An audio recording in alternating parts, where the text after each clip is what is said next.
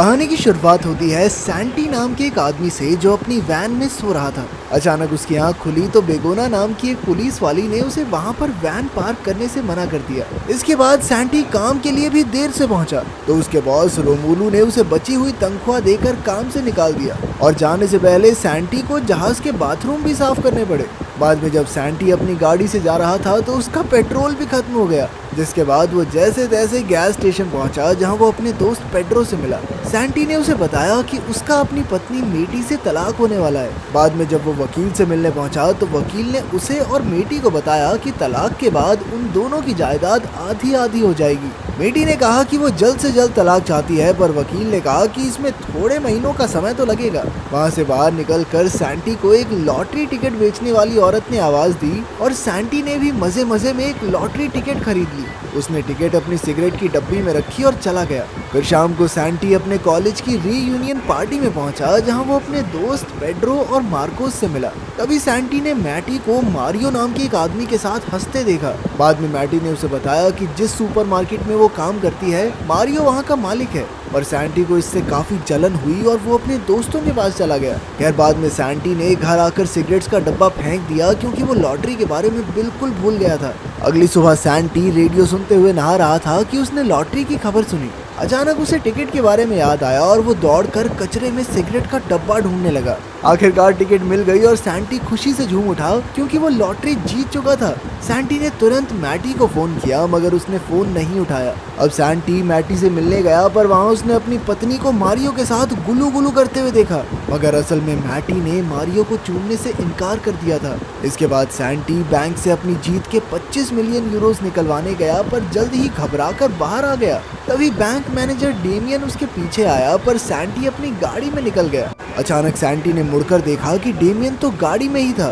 Damien ने उसे अपनी जीती हुई रकम को सही ढंग से इस्तेमाल करने की सलाह दी। फिर लंच करते हुए डेमियन ने सैंटी से पूछा कि हाँ भाई घर पे सब कैसा चल रहा है। तो सैंटी ने उसे बताया कि भाई मेरा तो तलाक होने वाला है। इस पर डेमियन ने कहा कि तलाक के बाद उसे जीत की आधी रकम मैटी को देनी होगी, इसीलिए उसने सैंटी को मैटी से ये बात छुपाने को कहा। सैंटी अपनी पत्नी से ये बात बिल्कुल नहीं छुपाना चाहता था, मगर बाद में जब उसने मैटी को फिर से मारियो के साथ देखा तो उसे बहुत गुस्सा आ गया। तभी डेमियन वहां आया और आखिरकार सैंटी सबसे ये बात छुपाने के लिए राजी हो गया। कुछ दिन बाद सैंटी मारियो से मिलने गया क्योंकि मारियो ने उसे नौकरी का ऑफर दिया था। उनकी थोड़ी बहस हुई पर अंत में सैंटी को सामान भरने की नौकरी मिल गई। इसके बाद सैंटी ने लॉटरी के पैसों से बढ़िया कपड़े और चीजें खरीदी। फिर उसने घर आकर सारी चीजें छुपा दी और खुशी से नाचने लगा। लेकिन तभी अचानक उसकी पत्नी घर वापस आ गई तो सैंटी ने अपने नए कपड़े और घड़ी छुपाने की कोशिश की, मगर मैटी को शक हो गया कि कुछ तो गड़बड़ जरूर है। खैर शाम को सैंटी जब एक 5 स्टार होटल में खाना खाने गया तो उसे वहाँ क्रिस्टीना नाम की एक सुंदर लड़की दिखाई दी और फिर वो दोनों ही एक दूसरे को देखकर मुस्कुराए। अगली सुबह जब सैंटी की आंख खुली तो वो काम के लिए लेट हो गया था। अब वो जैसे तैसे सुपरमार्केट पहुंचा और उसने अपनी साथी तानिया से माफी मांगी। बाद में मैटी ने उससे पूछा कि वो कल रात कहाँ था। तभी मारियो ने वहां आकर सैंटी को डांटा पर मैटी ने बात संभाल ली। अगले दिन सैंटी अरित्स नाम के एक सर्फर से मिला क्योंकि अब वो भी सर्फिंग सीखना चाहता था। अगले कुछ दिन तक सैंटी ने समुद्र में प्रैक्टिस की और काफी कुछ सीखा। एक दिन रात को सैंटी को पेड्रो और मार्कोस का फोन आया तो सैंटी ने उन्हें सर्फिंग सीखने के बारे में बताया, पर उन्हें लगा कि सैंटी तो डिप्रेशन में आकर ऐसी बहकी बातें कर रहा है क्योंकि सर्फिंग सीखना अमीरों का शौक है। उन्होंने सैंटी को मिलने बुलाया पर सैंटी ने मना कर दिया, जिससे उन्हें काफी हैरानी हुई। खैर अगले दिन सैंटी डेमियन के साथ रोमुलू की शिप खरीदने पहुंचा। रोमुलू को तो यकीन ही नहीं हुआ कि जिस आदमी को मैंने कुछ दिन पहले काम से निकाला था वो ही मेरी शिप खरीद रहा है। खैर बदला लेने के लिए सैंटी ने वो शिप खरीद ली और रोमुलू से ही बाथरूम साफ करवाए। बाद में डेमियन और सैंटी आगे और चीजें खरीदने की तैयारी कर रहे थे कि अचानक उन्हें सामने से पेड्रो और मार्कोस आते दिखाई दिए। उन्हें सैंटी के नए कपड़े देखकर बड़ी हैरानी हुई, पर सैंटी ने झूठ कह दिया कि ये कपड़े तो उसकी नई नौकरी के लिए हैं। खैर फिर पेड्रो और मार्कोस ने उसे कहा कि आजकल वो उन्हें नजरअंदाज करने लगा है और वो वहाँ से नाराज होकर चले भी गए। इधर सैंटी और डेमियन बढ़िया खाना खाकर सैंटी के घर पहुंचे। जब सैंटी अंदर गया तो उसने देखा कि मैटी के माता पिता लॉरा और मिगेल डिनर के लिए आए हुए थे। सैंटी उनके साथ डिनर टेबल पर बैठ तो गया लेकिन खाना खाने में बहुत मुश्किल हो रही थी। लेकिन जल्द ही ज्यादा खाने की वजह से उसका पेट खराब हो गया और वो बाथरूम में भागा। तब लॉरा ने मैटी से उसकी शादीशुदा जिंदगी के बारे में पूछा तो मैटी ने झूठ कह दिया कि सब कुछ बढ़िया है। फिर जब सैंटी वापस आया तो मिगेल ने सैंटी की महंगी घड़ी देखी। सैंटी ने झूठ कह दिया कि ये नकली है, ये बहुत सस्ती है। तो मिगेल कहने लगा कि बेटा लग तो बढ़िया रही है, मेरे लिए भी ले आई हो एक। तभी अचानक सैंटी का फोन बजने लगा पर उसने फोन उठाया ही नहीं। जब मैटी ने उसे फोन उठाने को कहा तो सैंटी ने हड़बड़ाकर मैटी के माँ बाप को बता दिया कि वो दोनों तलाक ले रहे हैं। बाद में जब सैंटी वहाँ से वापस जा रहा था तो उसने अपने दोस्तों पेड्रो और मार्कोस को सस्ते बार में शराब पीते देखा। खैर जब वो होटल में बैठकर अपने महंगे महंगे गैजेट्स के साथ खेल रहा था तो उसे काफी अकेलापन महसूस हुआ। उसके पास इतने पैसे थे लेकिन खुशियाँ बांटने वाला कोई नहीं था। तब सैंटी ने डेमियन को फोन किया और उसे एक खुफिया प्लान के बारे में बताया। अगले दिन पेड्रो गैस स्टेशन पर था तो एक सुंदर महिला ने आकर उसकी खूबसूरती की तारीफ की। बाद में पेड्रो ने मार्कोस को बताया कि उसे मॉडलिंग का ऑफर मिला है। तभी सैंटी वहां आया और जाकर अकेला बैठ गया पर फिर मार्कोस और पेड्रो ने उसे बुला लिया। उन्होंने सैंटी को पेड्रो की मॉडलिंग के बारे में भी बताया पर सैंटी को उतनी हैरानी नहीं हुई। फिर बाद में मार्कोस अपने घर पहुंचा जहां वो अपने 2 छोटे छोटे बच्चों को अकेला ही संभाल रहा था। तभी उसकी पत्नी लोरेना ने आकर उसे खबर दी कि उसके दूर के चाचा उनके लिए ढेर सारी जमीन जायदाद छोड़कर गए हैं। बाद में डेमियन और सैंटी मिलकर बात करते हैं तब ये खुलासा होता है कि इस सब के पीछे सैंटी का ही हाथ था। वो दोनों गोल्फ खेल रहे थे कि अचानक उनकी नजर मारियो पर पड़ी। तब डेमियन ने सैंटी को बताया कि मारियो बस बैंक से लोन लेने का नाटक कर रहा है। असल में तो वो सुपरमार्केट को बेचना ही चाहता है पर इससे सभी लोगों की नौकरियां चली जाएंगी, इसीलिए अच्छा बनने का नाटक कर रहा है कि मैं तो बहुत कोशिश कर रहा हूँ बचाने की। तभी मारियो ने सैंटी को देख लिया और वहाँ आकर उससे पूछा कि तू काम पे क्यों नहीं गया है। उधर सुपरमार्केट में तानिया ने मैटी से पूछा कि क्या सच में सुपरमार्केट बंद होने वाला है, पर मैटी ने कहा कि ये सब अफवाहें हैं। तब सैंटी ने मैटी को बताने की कोशिश की कि मारियो सच में सुपरमार्केट को बेचने वाला है, लेकिन तभी मारियो ने वहां आकर मैटी को बताया कि उसने सैंटी को आज गोल्फ खेलते देखा। इससे मैटी सैंटी पर गुस्सा हो गई कि वो घर में तो 2 रुपए भी नहीं देता और बाहर गोल्फ खेल रहा है, वाह नवाबों वाले शौक है। जैसे ही सैंटी सुपरमार्केट से निकला तो मार्कोस और पेड्रो एक चमचमाती सुपर कार में आ पहुंचे।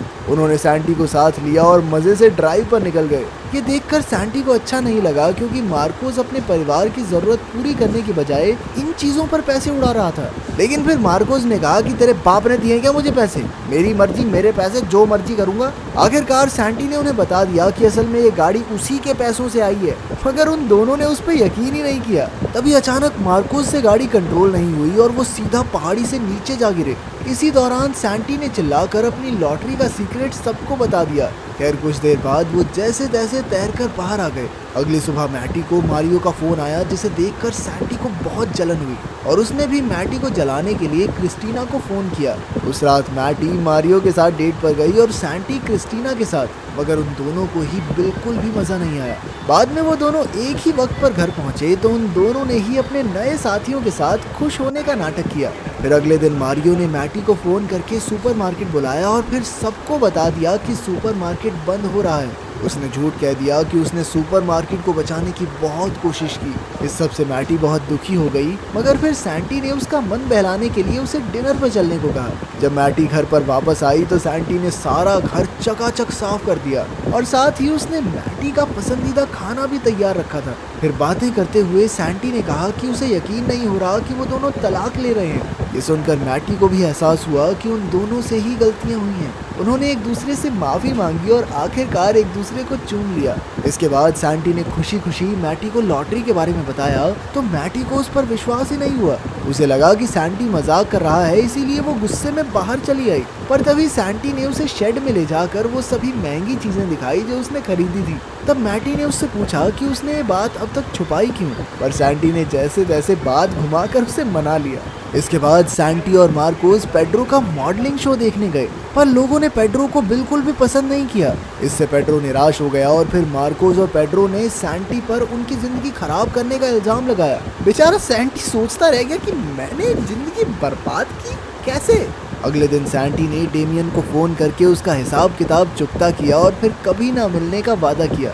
उधर मैटी की सहेली लोरेन ने उसे सैंटी पर केस करने को कहा ताकि उसकी लॉटरी के आधे पैसे मैटी को मिल जाएं।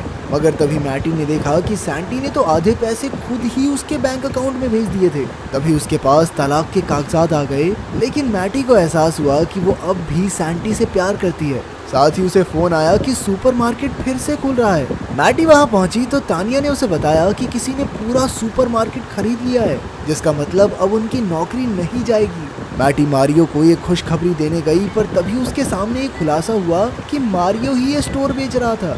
खैर तभी डेमियन ने वहां आकर कहा कि मारियो को नौकरी से निकाला जाता है और अब से सुपरमार्केट की डायरेक्टर मैटी होगी। मैटी बहुत ज्यादा खुश हो गई और वो सैंटी को ढूंढने लगी। सैंटी इस वक्त एयरपोर्ट पर था और मैटी उसे ढूंढते हुए वहां तक पहुंच गई। काफी देर ढूंढने के बाद आखिरकार उसे सैंटी मिला। मैटी ने उसे जोरदार थप्पड़ मारा कि कहाँ जा रहा था कुत्ते मुझे छोड़ के, और फिर उन दोनों ने एक दूसरे को चूम लिया। इसके बाद उन दोनों की जिंदगी में सब कुछ बढ़िया हो गया और दोनों मस्त